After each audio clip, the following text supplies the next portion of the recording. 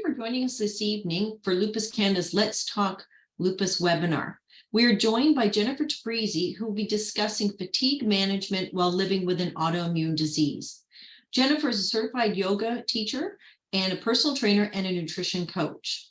Tonight's webinar will be moderated by Ariana Ranjabar, and Ariana is our social media coordinator. Just a few quick housekeeping items to address. Please note that all attendees are in listen-only mode, so both your video and audio have been disabled. But if you have any questions, please put it in the chat box and we'll do our best to address all your questions, either throughout the webinar or at the end. And if you have any further questions, please feel free to email them to us at info@lupuscanada.org. Because of our sponsors and our donors, we're able to continue to provide these educational webinars. We hope you will find this webinar extremely informative. I will now pass this over to Ariana Ranjabar, who is our moderator for this evening's webinar. Ariana?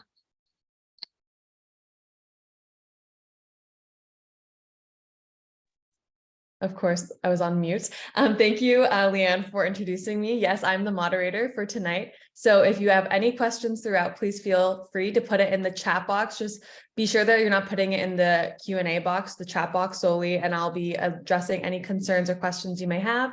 And yeah, so thank you, everyone. And I'll now pass it along to Jennifer. Thank you for joining us tonight. Thank you for the warm introduction. I'm excited to get started here. So let me just grab the PowerPoint.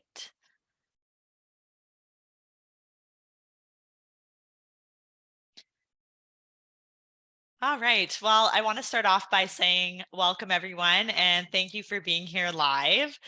I am Jennifer. I'm the host of this webinar, and today we are going to be looking at a few different things. Firstly, we're going to be looking at what fatigue management even is, why it's so important, especially if you have an autoimmune illness. We'll also be looking at some of the symptoms that we can start to identify within ourselves that signal that we might need to do some work around managing our fatigue.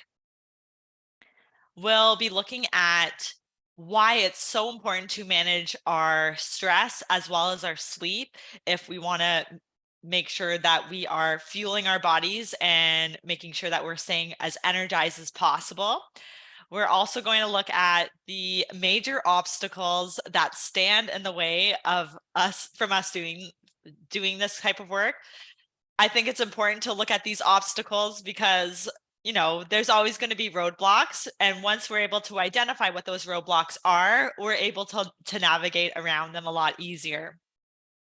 At the end of today's talk, we're going to be looking at some practical habits and lifestyle changes that you can implement in order to reduce the signs and symptoms of fatigue and exhaustion. As mentioned earlier, I am your host. So I am Jennifer Tabrizi, and I am a health and wellness coach. I was diagnosed with autoimmune illness back in 2012. I was diagnosed with Crohn's disease and have been living with it ever since. Back in that day, I was not certified as a health and wellness coach. I was not into my health whatsoever. And we will get a little bit more into my story a little further on in the webinar. But it's funny how this situation kind of led me to where I am today, and I get to be here speaking to all of you, and I'm really excited. And just for my certifications, I am certified as a yoga teacher, personal trainer, and nutrition coach. As Ariana mentioned, if at any time you have any questions, please feel free to pop them in the chat. There is also going to be time at the end for us to go over any questions that you have.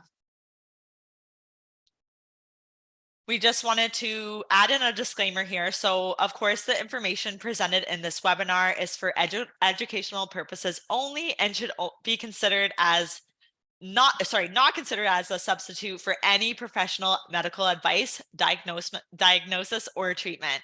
The content provided is based on general principles and may or may not be applicable to individual circumstances.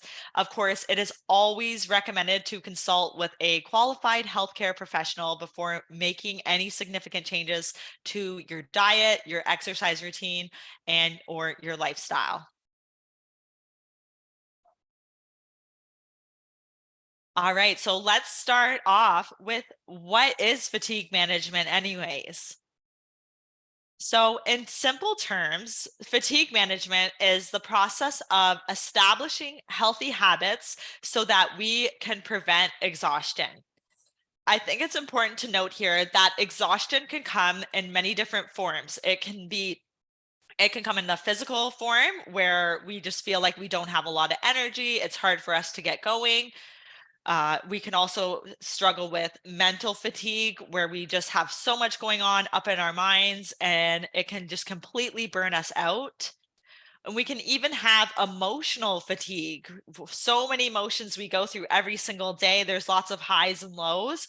We can really exhaust ourselves at some point if we don't know how to work through these emotions in a healthy way. So, why should you even care about this? Well, when diagnosed with an autoimmune illness, the chances that you are feeling fatigue increase. I know this was a big thing for me when I was diagnosed. It was really hard to get going when I'd wake up, and I just always felt like I was really drained.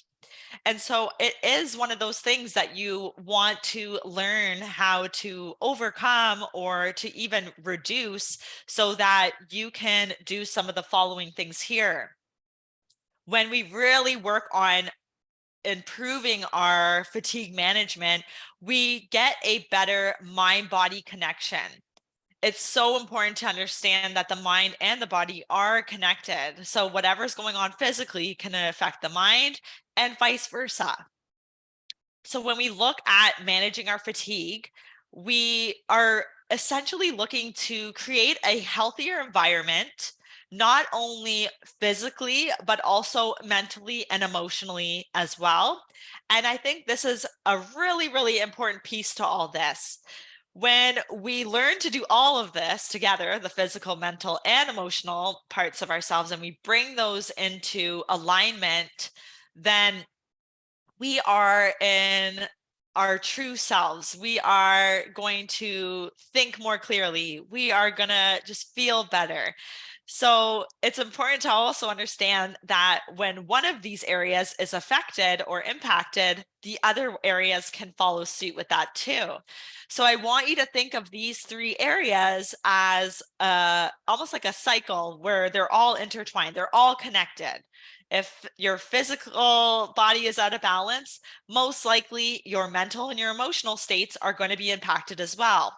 And we can flip this around with all of these and have those three different scenarios.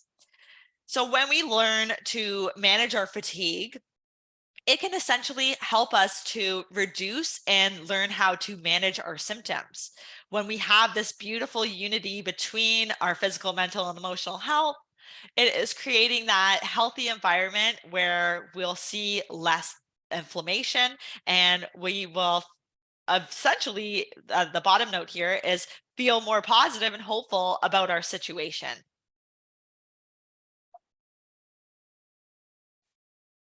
All right, so let's focus on the following issues that come along that can indicate that we are not focusing on our fatigue management enough. Again, I think it's really important to be aware of these because once we are aware of them, then we are able to have this awareness when they come through and we're like, ooh, maybe we need to work on our fatigue management. Of course, these are going to differ for everyone, where we all handle things differently, but these are pretty general, and I'm sure you can relate to at least one or two here. So when we don't focus on managing our fatigue and learning how to overcome it, we can find ourselves feeling extremely drained, which causes us to have low energy levels. This can cause an increase in lupus symptoms, and this can in turn, I kind of listed them in a specific order here. If we're dealing with low energy, then we have some symptoms that are popping up. This might prevent us from getting a proper night's rest. Then we're not recovering properly when we're meant to, when we're sleeping. When we wake up, we might become irritable with everyone around us. Maybe we start letting the small things bother us. Maybe we're stuck in traffic and we're like, I'm so irritated with this. Because of this, it can really impact the relationships we have with loved ones. We might not act in authentic ways to who we really are, and that might impact the way we're showing up, not only with just our relationships, but even all areas of our lives. And at the end of it all, if we are stuck in this rut, I want to say, because I think, again, these all kind of go hand in hand. Like, of course, maybe you'll experience some or the other, but they do have that trickle effect. And so if we are showing up and we are not authentic to who we really are, we might be making choices that aren't in alignment, that aren't going to keep us in our health alignment. And then there's this disconnect, and it can cause us to feel really stuck and as if we can't move forward. At the end of all this, it can really put an impact on our mental health, causing us to feel depressed, and it can also increase our levels of anxiety. So I would love to hear from you. Is there any ones on those lists that you were like, oh my gosh, I'm really struggling with that right now? If so, please feel free to pop it in the chat. I will speak about my own experience just to get the ball rolling with it. If you're just to break the ice here, when I was dealing with my autoimmune diagnosis, I struggled with all of those things. And I see many of my clients struggle with them as well. Someone just said that they relate to all of this. Yes, and I think it's important to recognize that we all relate. Like, these are normal ways to be feeling when we are dealing with autoimmune disease, and it can feel like we're all alone, but we're not, right? So once we're able to see that we have a community and there's other people feeling this way, it makes it less daunting and it makes us feel not so isolated. And that's why Lupus Canada and communities that bring together people like this, it's so powerful because you're not alone in this, and it's totally valid to be feeling the way you're feeling. Someone else also said that they also relate to this as well. So yeah. Yeah. All right. So I see another message just came through. Someone said it can make the loved ones tired too and exhausting for all, which is so true. We're just speaking about how when someone's diagnosed with lupus, it doesn't only affect that person, but affects everyone around them, which is such a similar point to what you just said. For sure. And then there's that disconnect because you're like, I'm going through this and this, like you're trying to understand what you're going through, and they are on the other side, just like have no idea what you're going through. So there's that disconnect. But yeah, I've totally have been there, Natalie. Yeah. And someone else just said that's same for me and can totally relate. Yeah. See, everyone, we are not alone. Yeah. And someone said also it affecting their coworkers as well. Yeah, that's a big one. Like, I know for me, when things were really bad, I was having to call in sick for work a lot. So it's like, no one wants to be the girl that calls in sick a lot where it impacts everyone else. They have to pick up after the work you're missing out on. So I definitely can agree with that. Yeah, that's all for now. Okay.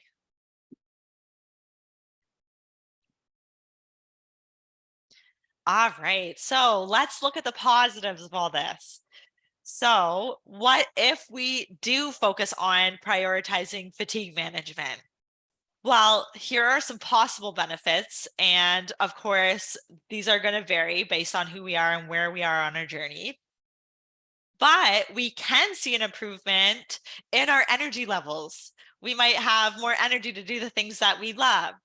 Perhaps we're going to see less inflammation and physical symptoms. If we go back to the connection, physical, mental, and emotional health, and we're improving all that by managing our fatigue, that's going to put a huge improvement on our mood. This is just it kind of trickles out each point here. So then if our mood is better, we're going to be feeling more positive about life and health in general. living a healthy lifestyle can become easier. I know this is a big one, which we'll talk about a little bit further on. It seems so impossible, but I think we make it seem so impossible in our minds when really it could be these small little things that we do, and they push us forward, and they result in these big, huge changes from just these small little things. Because we're feeling more positive and being in a better mood every day, we're going to sleep better. We're going to get better rest. We're going to get better recovery.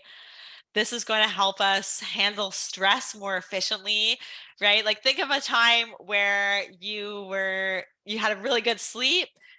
When you woke up, whatever came through the day, like, you're not noticing so many things, right? Because you've had such a good sleep, you're more alert.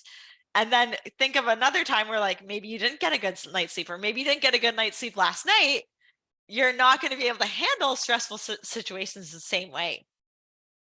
Someone just said that they often find it challenging to break the fatigue cycle. Yes, I know. And it can feel like that because you're tired, so you don't want to move, and you're thinking, oh, what's the point of eating healthy? So I feel like you're really going to appreciate the points coming up with the strategies. Those will really be helpful. Someone else has also just said that all of those aspects affect the emotions and it becomes overwhelming. So yeah, you get stuck in the loop, which is totally normal. I think that's important to stress, is like, it's normal. And I think the first part of it all is having awareness around it and knowing, like, oh, I'm stuck in this loop. Because once you realize you're in a loop, then you can work on breaking out of it. yeah, absolutely. All right. So if we're handling stress more efficiently, then what do you think is going to happen to our relationships? We're going to be more positive with those around us. It's going to impact the way we're showing up at work, the way that we're carrying ourselves. And ultimately, this is going to lead us to having the ability to look at things from a different perspective, looking at things from a different lens. Because I know, like, I've totally been there, when that loop where you're stuck and it's like, oh my gosh, I can't get ahead. I can't get ahead. I'll touch a little bit about this further on, of, like, what I think is the most important part of moving forward despite being in the loop. But yeah, I'll save that for when we get a little bit further on.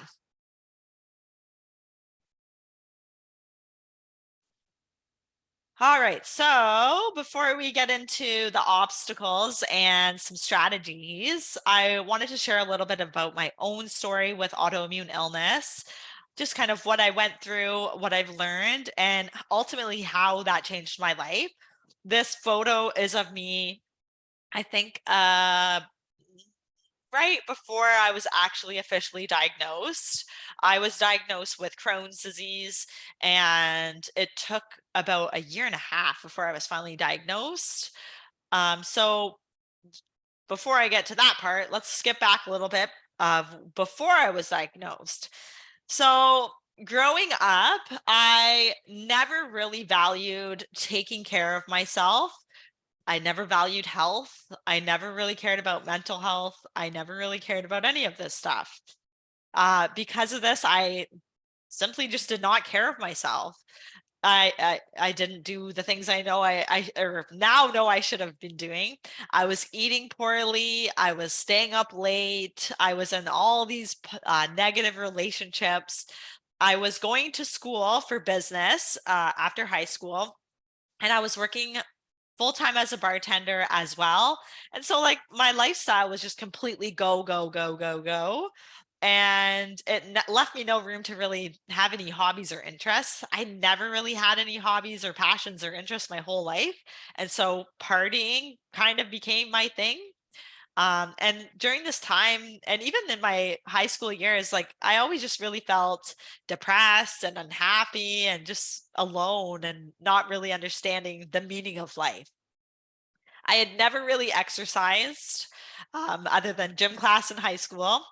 I had a lot of toxic relationships that, like at the time I thought they were good relationships, but they weren't. They weren't serving me. They weren't nourishing me. I sure as heck could not cope with stress. I was never taught how to do this. And I think that's a big thing for all of us. We're never taught how to handle our stressful situations. But then eventually I started to get really sick. So I used to think my body was invincible. I could just keep doing all these things, like not really caring about my health. And I started to get sick. So I started to have about 8 to 10 bowel movements a day. I would wake up and be glued to the washroom. I would be in agonizing pain. I couldn't eat food. I would eat food and it would go right through me. So I wasn't absorbing any nutrients. I dropped about 20 pounds in a couple of weeks. My body was doing so many weird things. I was so confused about what was going on. And it took about a year and a half, as I mentioned earlier, of doctor visits and ER trips until finally I was sent to the right doctor who did the right tests and diagnosed me with Crohn's disease. To make matters worse, when I was diagnosed, I was told by my doctor that he might have to remove my colon as it had precancerous cells as things had gotten so bad. I was about 21 at the time. And so he was very concerned because he had never dealt with a patient this young having these severe problems. So dealing with this diagnosis, being told I had this disease, there was no cure for it. The internet was not a thing back then as it is now. So that was really challenging as well.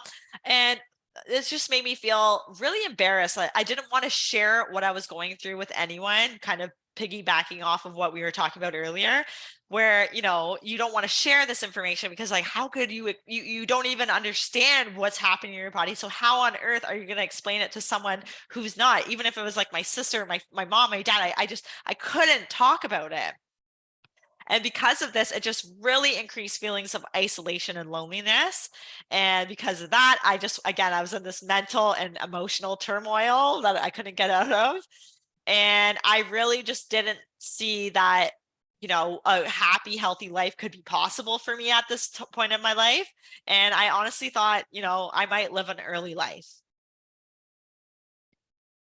At the time, it did truly feel like my life was over. I felt like no one understood what was going on. I didn't even understand what was going on. I didn't feel like there was a point in establishing healthy habits because I kept saying, well, what's the point? What does it matter? If I'm stuck with this for life, then this is just how it is. And I resisted my diagnosis for many, many years before I finally decided that this was not how my story was going to end and that it was time for me to take action. And this is what I like to call my path of undoing.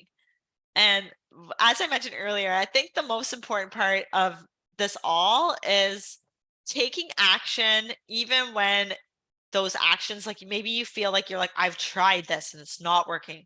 I think the really important thing here is to keep going because I have felt like that so many times and I still face those walls or come up against those blocks to this day. But I think the most important part is that we always continue to move forward. We always continue to learn, which is amazing that you're here. You're here to learn. So never stop, just keep moving forward. That's what I decided to do in this moment. I decided, you know what, this isn't the way my story is supposed to end. So I started learning. I started learning about nutrition. What kind of foods could I eat? How could I undo what was happening to my body? How could I move? What kind of movement for me would feel good? And so I started to explore because I think this is a very important part here is that movement is going to look different for everyone. And for me, I found my modalities, but your modalities might be completely different, which we'll talk a little bit about further on. I started practicing yoga and meditation. Those were game changers for me. Those really, really taught me how to be in tune with my body. The meditation really taught me how to quiet all the noise, all those thoughts going on. I learned how to prime my mindset, which is something I still do to this day. The mind can run wild, especially when we are dealing with health issues. And so learning how to stay motivated when it feels like you're not making progress and continue moving forward anyways is really, really important. And it's helped me tremendously. And it still does. All of these modalities still, I have fallen in love with these modalities because they have ultimately changed my life and my way of looking at things. I think journaling was a really, really big thing for me. Just learning how to get everything down on paper and work through all the challenging emotions that come with being told like you have a disease that there's no official cure for. It has helped me so much just to release everything out onto paper, and also to understand myself, to understand what my needs are, how I can let go of things, which creates more room for other things we want to do. Did not happen overnight. Okay. So this took years, moments of me being like, what am I doing? It doesn't matter. It doesn't matter. And just taking action anyways. Well, first of all, like I'm here giving this talk, which is amazing. And I want to start off with I take care of myself and I love doing it. So for me now, living a healthy lifestyle is now a non-negotiable for me. It used to be really hard and it used to seem very complicated, but now it's just natural. I get lost if I don't get to do these things that help me feel more energized. Because of this, I feel strong. This whole situation has taught me resiliency, and I feel strong not only physically, but mentally, emotionally, and spiritually as well. And I think that's the beauty of all this is I now look at this as, hey, I don't know where I would be if I wasn't given this situation. So sometimes when I was diagnosed, I had this like victim mindset, like, oh, why is this happening? Why is this happening?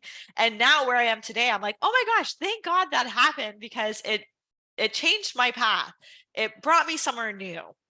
And so it gives us hope and inspiration to keep going and that, we can handle whatever comes our way. Another bonus is now I get to help others with their health. So it's amazing being able to work with people all over the globe and show them what's possible for their health, which is just so fulfilling for me and lights me up. And it makes me happy to go to work every single day and to do things like this and be here on this webinar with you.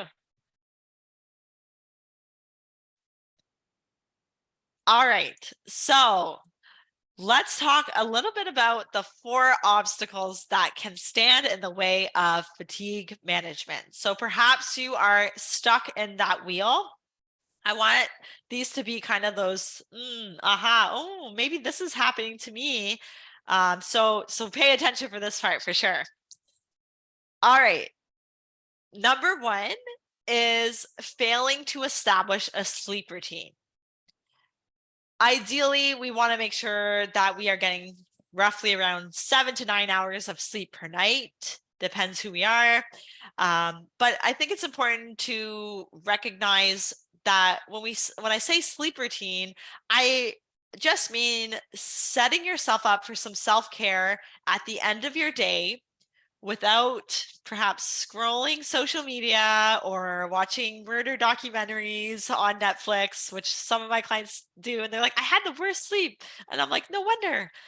But if we're not doing those things and we're not taking our sleep seriously, we're not going to get the same quality of sleep. And I think that is really important. So failing to take time out of your day to make sure you're winding down and slowing down, getting rid of your screens, slowing down your heart rate by doing some breath work, maybe journaling before you go to bed.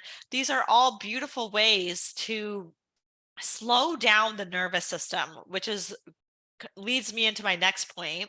When we feel like we're in this never-ending cycle of fatigue and exhaustion, it could be that our nervous system is dysregulated. And I want to touch upon that and explain that to you. So your nervous system is part of you for important reasons, right? So think back to our ancestors who say our caveman ancestors. If they were walking around, looking for food, something like that, they're looking to hunt, and some kind of predator came their way, their nervous system would ramp up, their cortisone, their stress hormones would all spike right up, and it would tell that person, we're in danger, we need to run, get away as quickly as possible. And that person would run away, working to save their life. The problem with this is now, like, we are spending a lot of our time in that type of state, which is known as the sympathetic nervous system state, and also known as fight or flight. And so your body doesn't know the difference between, perhaps you're late for work and you're rushing off, and it doesn't know the difference between that and, maybe you're about to walk across the street and a car comes out of nowhere and you're like, oh my gosh, and you jump out of the way, right? So the response is always the same. And so there's an article I have read where it stated that we spend about 80% of our day in sympathetic state. And that's not good because, our hormones are spiked. We're not breathing the same way. We're shallow breathing. So let's actually do a test right now. So I invite you, let's just get comfortable, sit up tall, close your eyes. Place one hand on your heart. Place one hand on your belly. Start to take some breaths in and out.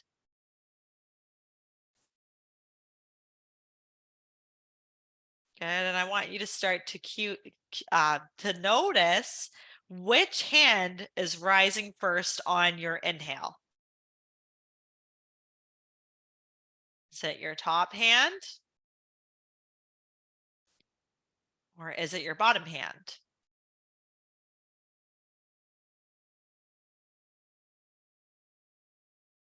And you can release your hands and open your eyes, coming back into the space. So this simple test, if you want to call it, is really good for checking in to see where our nervous system is at. Is it in fight or flight, or is it in rest and digest, parasympathetic? If your top hand rose first on your inhale, that's a great indicator that you are operating out of your sympathetic state. What we want to strive for is spending more time where we are breathing from our diaphragm, from our belly.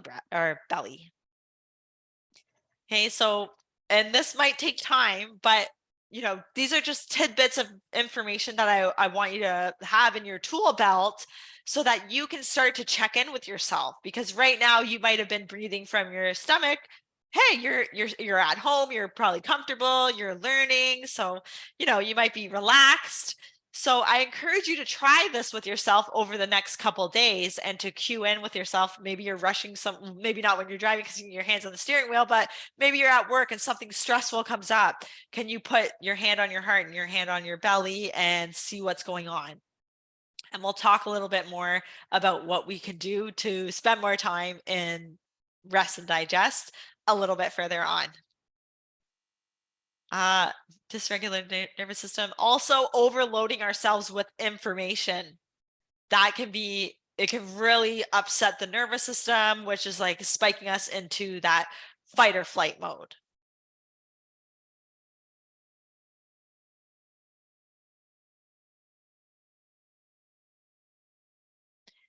All right, the third obstacle is eating an unhealthy diet. Now, when we're stuck in the loop of this never-ending cycle of like, oh, I'm tired, I can't do this, or I don't know, it's easy for us to be like, I'm going to grab the first thing I see, something that might not be so healthy for us. right? And so if we're not putting whole foods into our bodies and we're leaning more towards the processed stuff, this is going to really impact our ability to be able to manage our fatigue. And because we already are at risk for this and have more fatigue than the average person, we want to reduce this as much as we can.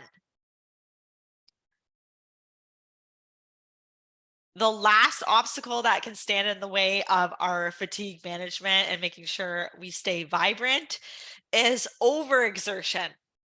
Feeling like we need to be doing something all the time, or maybe we saw Sandra doing all these amazing things and we're like, well, Sandra's doing that, I should be doing that too.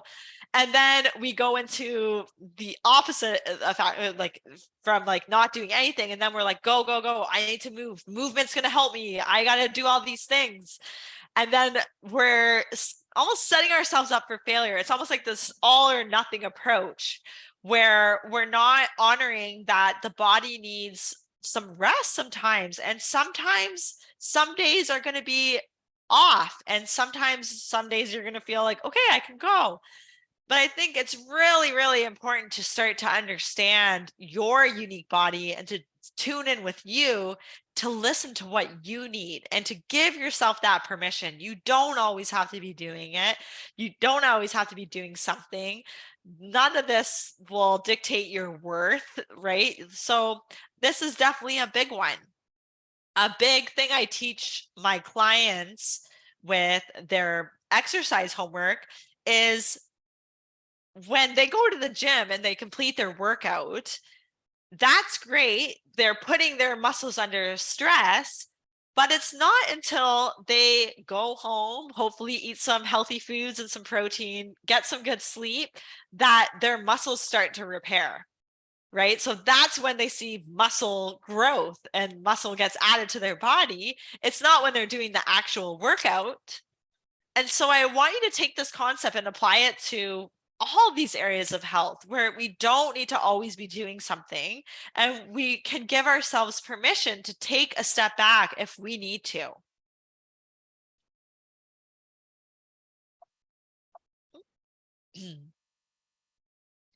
Okay, so I feel like I've thrown a lot of information at you at this point. So let's take a quick moment here to settle into our bodies. So again, get nice and comfortable wherever you are. Sit up nice and tall. You can close off your eyes. Start to take some deep breaths in and out.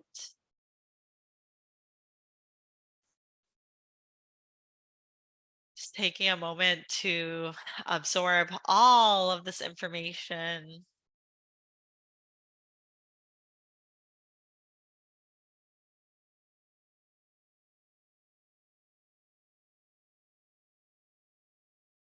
Good. Really working on lengthening your breath. So lengthen your inhale, lengthen your exhale.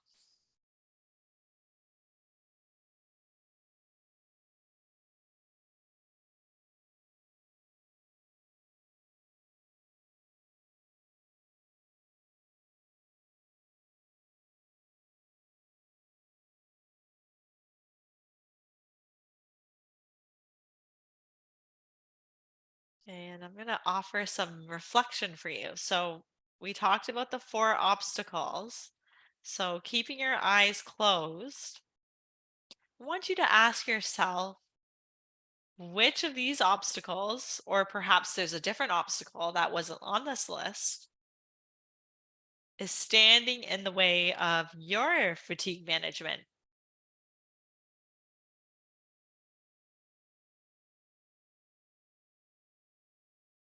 Is it that you need more rest?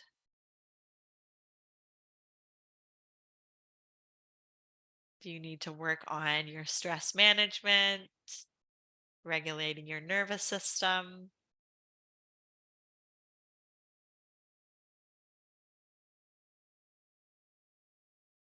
Perhaps making different choices with the foods you're putting into your body?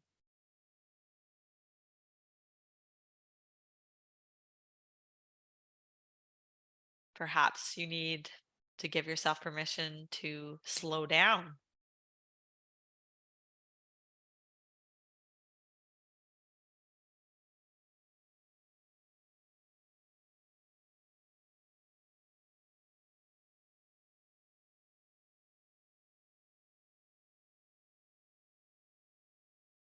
Good. And remember, we're not placing any judgment on ourselves here. We're just simply turning inward to get some insight and awareness, listening to our intuition.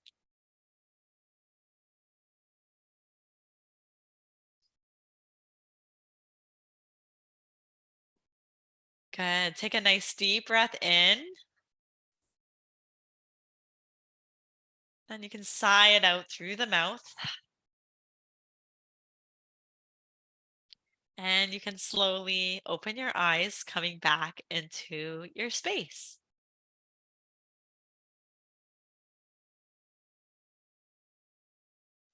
Now, if anyone would like to share any of the obstacles that might be standing in their way, whether it's the ones we just talked about or maybe another one came up, I know for me, a big obstacle for me right now is giving myself permission for some downtime. I always feel like I got to be like, go, go, go, go, go.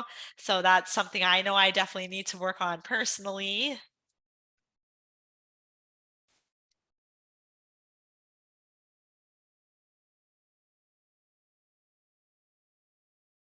How do you find that you sort of like find yourself like having that barrier? And then how do you like, do you have a quick like just check in with yourself and you're like, you know what, I've been go, go, go, and I need to force myself to have downtime? Or is it kind of past the point where you're now tired and you realize, okay, like I do have to take time for myself now?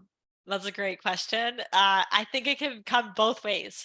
Like for me, I have become very in tune with what I need, but still sometimes I can run wild with things and then can become too late before I'm like, ooh, I went too far.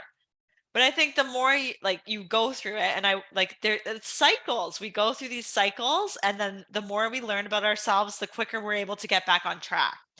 A big importance of when we fall off track, I think number one thing I wish someone told me is that it doesn't matter if you fall off track. What matters is how fast you're able to be like, okay, like that happened. How can I keep moving forward, even if it's in a different way than what I was just doing? Exactly. Yeah. Someone said, giving myself permission to say no to things. And someone else said, for me, it's all the energy I use on pleasing everyone, doing enough for the family and husband. And for me, it's a real eye opener about the nervous system. Yeah, saying no, that's a big one. I've really worked on that personally over the last few years of just like, and again, it comes down to your intuition and connecting with yourself. Like, is this a yes or is this a no? And like maybe even like asking yourself that question if something comes up, you're invited to something.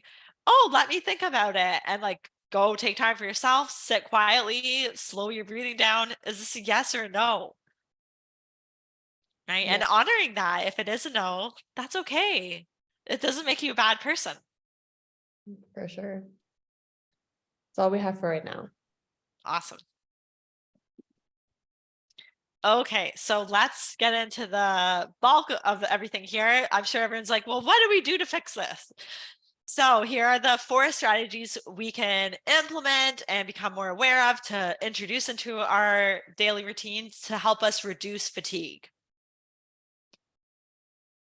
Number 1, prioritize rest and downtime. This, like sleep is always when I work with clients is like the number one thing we focus on, like making sure that there is that self-care component to it. We're winding down from a busy day. We're not overloading our senses with social media and our to-do list for tomorrow. We're taking that time to just push, okay, let's slow down. Maybe we do some gentle movement. Maybe we have a salt bath. Maybe we do some journaling. Maybe we put on a meditation, just doing things that are going to support your nervous system to set it up for rest so that it can get a good quality sleep. Also, oh yeah, one point here that I want to mention, allowing yourself to take regular breaks throughout the day, right? Like don't feeling like you have to do it all. And, it can become so easy to say, oh my gosh, my day is so busy. And then we put all our self-care to the side. These are all stories that we tell ourselves. Like for me, I know I do it all the time where I'm like, oh, there's so much to do. Like there's no possible way I can sit down for 10 minutes. There's a quote, I forget who said it, but it's like something along the lines of if you're too busy to meditate for 15 minutes a day, you should meditate for like half an hour or something like that. Just as like if we're too busy for these things, that's not good. And that's a huge sign that we need to slow it down. We need to give ourselves permission to rest. We need to do things like establish that strong sleep routine and think of it as a self-care act that you're doing for yourself. Number 2, regulating your nervous system. So I provided you with that simple way to check in with yourself, especially if like nervous system regulation is new to you and you're like, what is that? What's happening? So a simple way to check is, again, which hand is moving. If it's this top hand, we've got to just sit quietly. It might take a few breaths, but we really want to focus on slowing down the breath. And in turn, like slowing down the breath is going to slow down the mind. If your mind is wandering and going all over the place, this is going to just help regulate the nervous system. So again, that we're spending more time in rest and digest and less time in fight or flight. Really good thing to do too, to check in with your nervous system before you eat, because if you're eating when you're in a ramped up state, your digestion isn't going to be the same as if you were in that rest and digest. So I know it can be hard where, we have so many things going on every day. We might just scarf down our food. But even if you can take 1 to 2 breaths just to say, okay, we're switching off everything else, close off the screens, take those 2 deep breaths just to tell your body it's time to eat. It's okay. I am safe. Other ways we can regulate the nervous system are through breath work.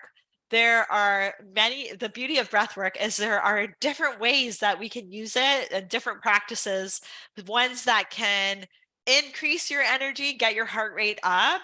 And there's also ones that can slow everything down, like say right before bed, so that you're setting your body up for a proper night's rest.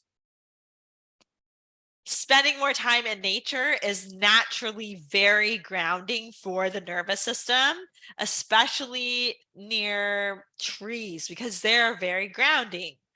But of course, we can't always have access to trees, but even if we just go outside or just go for a walk and just spend more time outside, that is really good for the nervous system. Your nervous system craves that.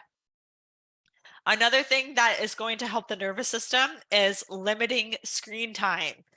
Again, for me, actually, I just noticed with my own self this past week where actually, Ariana, you were saying like, oh, how do you know when you get too far? I was feeling like, I'm like, what? It felt like I was swimming an uphill battle of like a stream and like getting nowhere.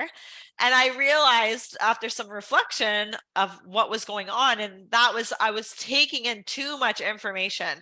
I was driving here, listening to a podcast, trying to learn this. Oh, okay, put on a TED Talk. Like I just always had all this information coming at me, and I wasn't giving myself the chance to absorb it.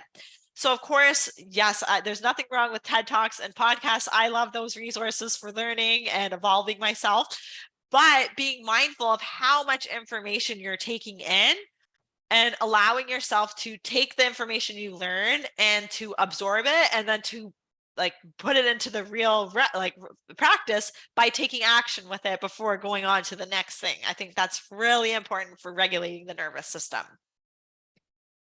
Creating consistency in your schedule. I know this isn't possible for everyone, and I totally get that, but there is a way that we can all do it to some extent or another. If we're able to, waking up the same time every day is very helpful for this, and even eating around the same time is very helpful with this as well. again, I know that's not always possible, but if we're able to work to create some type of consistency with it, that's better than no consistency at all. So even if you want to try that out, it creates this beautiful container for the nervous system, and the nervous system likes to have that container so that it doesn't go wild, if that makes sense. All right, number 3, making sure we're eating a diet rich in whole foods. Again, if we're loading up on all the processed stuff, we're most likely not going to feel really good. A big question my clients always ask when we first start working together is like, what is the perfect diet? There is no perfect diet. We're all different. We all need a different approach. What works for one person doesn't always work for the other. You can check out Lupus Canada's website. They have a lot of good resources on diet when it comes to lupus specifically. So I would definitely recommend checking that out. And there's also a webinar on it as well, if I'm not mistaken, right, Ariana? Yes, we do have a webinar available on our website that has to do with nutrition, diet, and lupus. Perfect. A good rule of thumb that makes eating healthy a lot easier, because again, there's so many different diets. So it's like, oh my gosh, we can become overloaded with information. And then that can just cause this all or nothing approach. And then we're like, okay, well, I'm just going to give up. It's too hard. When you go to the grocery store, and you can like check this out, next time you're in a grocery store, they're all pretty much laid out the same. All the healthy foods are usually in the perimeter of the store, and all the processed food is typically in the middle. So let's try to keep it more simple. And the next time you step foot into a grocery store, how can you fill up your cart with more foods that are from the perimeter and less foods from the interior part? That's just an easy way to not overcomplicate it. And once you start rolling with it, it becomes easy, right? Because our mind can say, like, it's so hard to eat a nutritious diet, and like, it's so confusing. We make it confusing. Work on incorporating more whole foods, make sure you're getting enough protein, fat, carbs, all those kinds of things, and don't overcomplicate it. Ask yourself how you can improve your grocery trip and the meals you're going to create for yourself this week that's better than last week.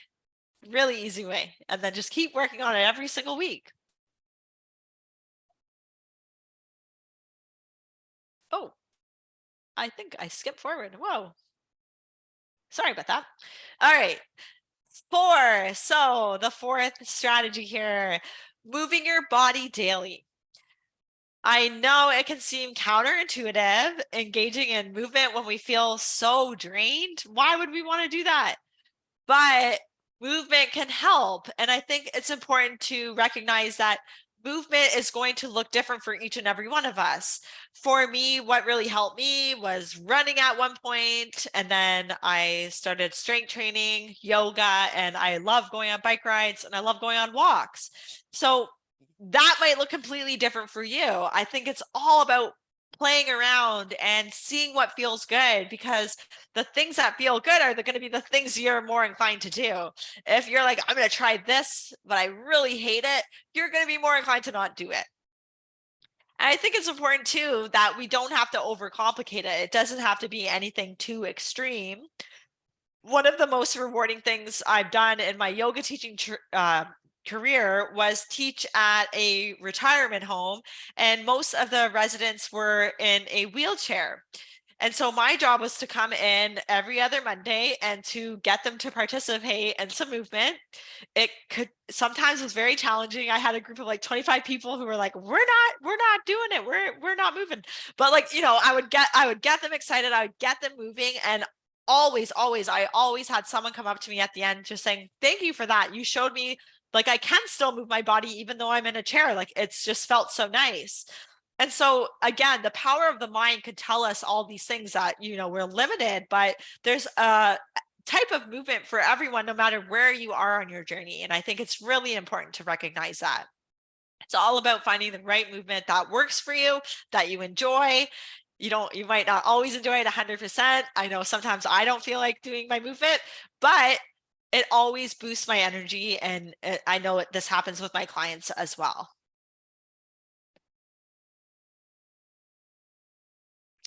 All right, I'm a coach, so I felt like it was, I couldn't keep this part away where I wanted to give you some homework to do.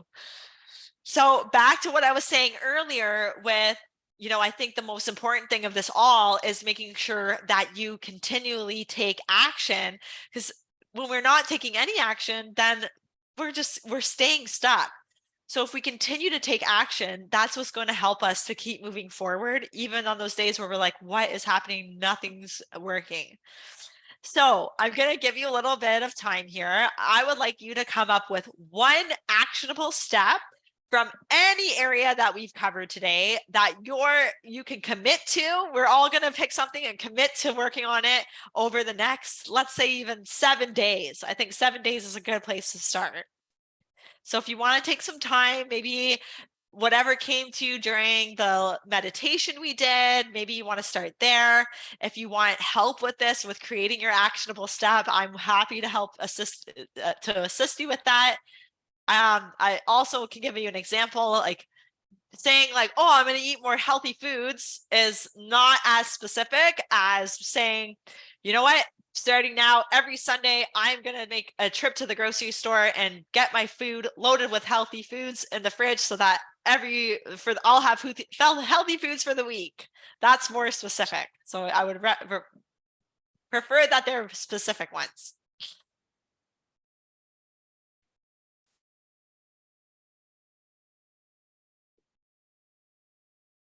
Someone said, I'll read for 30 minutes. I will read for 30 minutes less on my phone every night starting this week.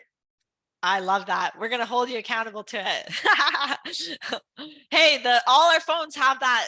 I'm sure I think Samsung has it too. Like the screen time, like you can block out all your apps at a certain time. And it's like, okay, that's time. Yeah. I remember like if it like says your screen time went up, then I'm like, oh, okay. Uh-oh. What was going on? Yeah. Yeah.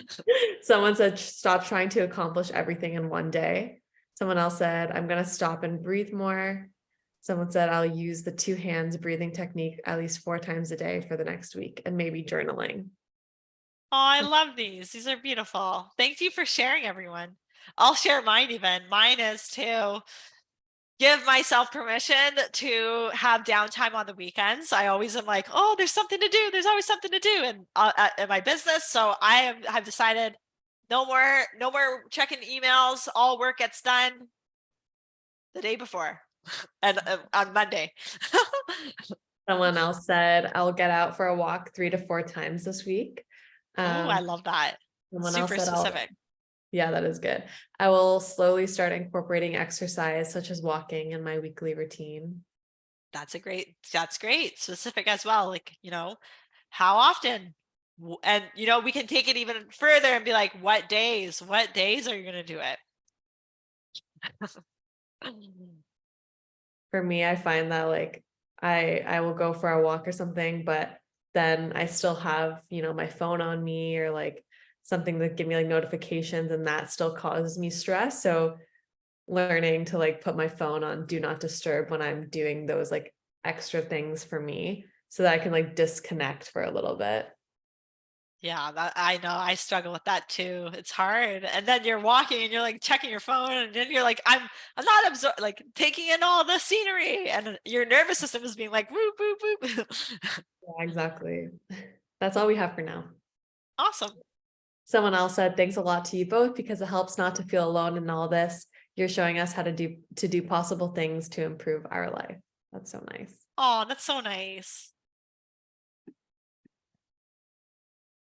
Well, that wraps everything up, everyone. So thank you so much for being here. Thank you for giving me your time, letting me share all this information with you. I hope you found it valuable. We can open up the call to some questions. I'm happy to answer any questions you have. So feel free to just pop your questions in the chat. I don't know if you're seeing the reactions, Jennifer, where some people just gave you an applause, some heart. Oh, that's so nice. Oh. maybe as we're waiting for, if anyone does have questions, we can go through the rest of the information. And then if people have questions throughout, then we can address them. Sounds good. This is just where to find me. So you can find me at my website, which is healingwithjennifer.ca. And my Instagram handle is at healingwithjennifer. I'm on there pretty regularly. So if you're looking for some motivation and inspiration, you will see me over there. Yeah, so come check it out. I will say, someone just asked if we could do a quick overview of the dysfunction of the nervous system, but just to let everyone know that, again, this webinar is recorded and will be available on our website and our YouTube channel in the next 24 hours. So don't worry if you didn't miss anything, that we'll send you an email with the recorded link as well. Sorry, Jennifer. Oh, that's okay. Thank you, Jennifer. It was such an informative webinar, and talking about stress. We have a big storm where I am right now. My dogs are both at my feet, whining. So I'm trying to use some of your breathing techniques right now.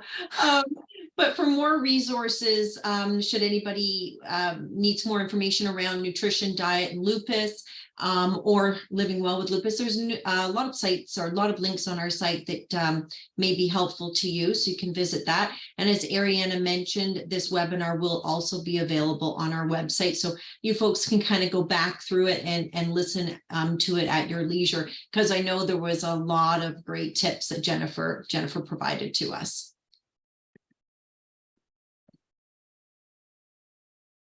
And just one quick thing, I just wanted to share with everyone about our monthly giving program. It's called Give 12. We always say the power to improve lives is in your hands. And if anybody would like to join the monthly donor program or learn a little bit more about where the donor dollars go and the initiatives in which we accomplish, you can always visit our website for that information. And we truly appreciate everyone's donations so that we can keep giving you valuable information like webinars like this evening.